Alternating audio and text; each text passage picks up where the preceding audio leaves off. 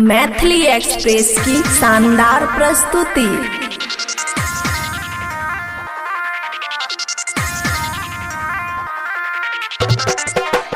खुशी recording studio बलुआहा।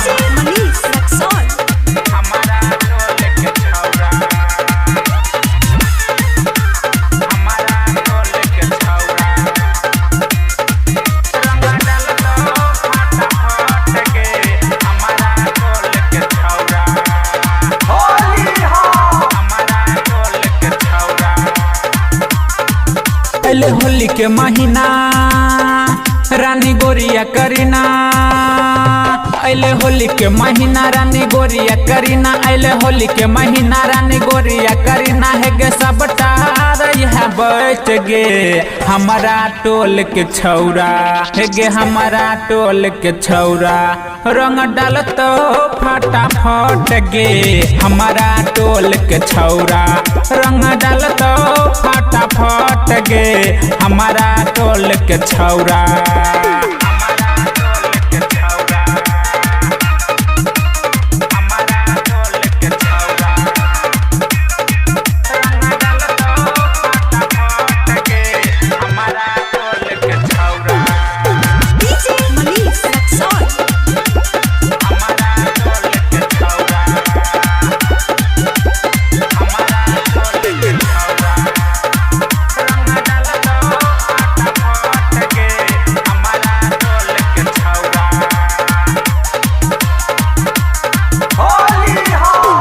होली में नहीं घूमी है नहीं ते बनबे सरकारी, सब छौरा रखने छै गई बड़का पिचकारी। हाँ होली में नहीं घूमी है नहीं ते बनबे सरकारी, सब छौरा रखने छै गई बड़का पिचकारी। ले तो सब छौरा घेर दे तो सब बेरा बेर, ले तो सब छौरा घेर दे तो सब बेरा बेर, ले तो सब छौरा घेर दे तो सब बेरा बेर। रहा होली के दिन खाली बच गे हमारा टोल के छौरा रंग डाल तो फटाफट गे हमारा टोल के छौरा रंग डाल तो फटाफट गे हमारा टोल के छौरा।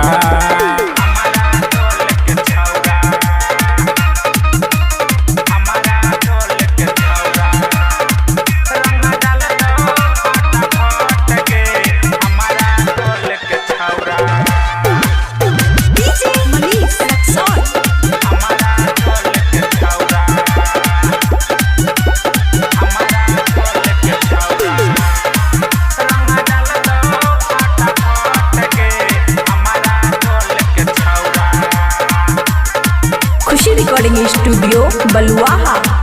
हाँ ऐठ के न चली हैं हे गे होली के दिन में, नहीं ते सब छौरी के बदल दे तो रंगीन में।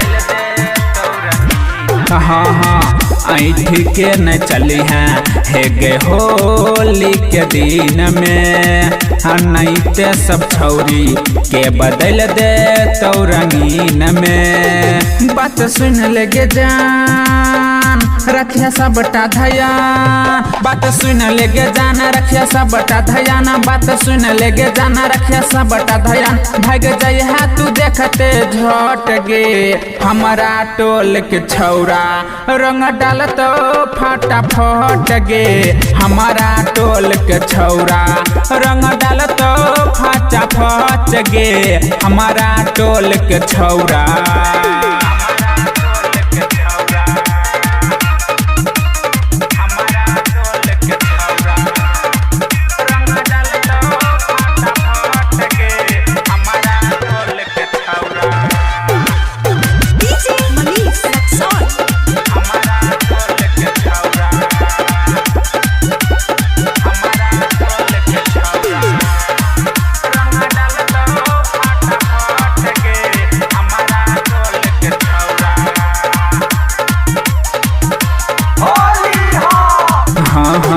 तोरा तो टोला में होली बढ़िया से नहई छौ राइटर राहुल साज प्रंधिर कहै छौ। हाँ तोरा टोला में होली बढ़िया से नहई छौ राइटर राहुल साज प्रंधिर कहै छौ। रुका रुका हो रंजीत गाबी गाबी होली गीत, रुका रुका हो रंजीत गाबी गाबी होली गीत, रुका रुका हो रंजीत गाबी गाबी होली गीत। है गे करी है नहीं लटपट गे हमारा टोल के छौरा रंग डालत फटाफट गे हमारा टोल के छौरा रंग डालत फटाफट गे हमारा टोल के छौरा। खुशी रिकॉर्डिंग स्टूडियो बलुआहा।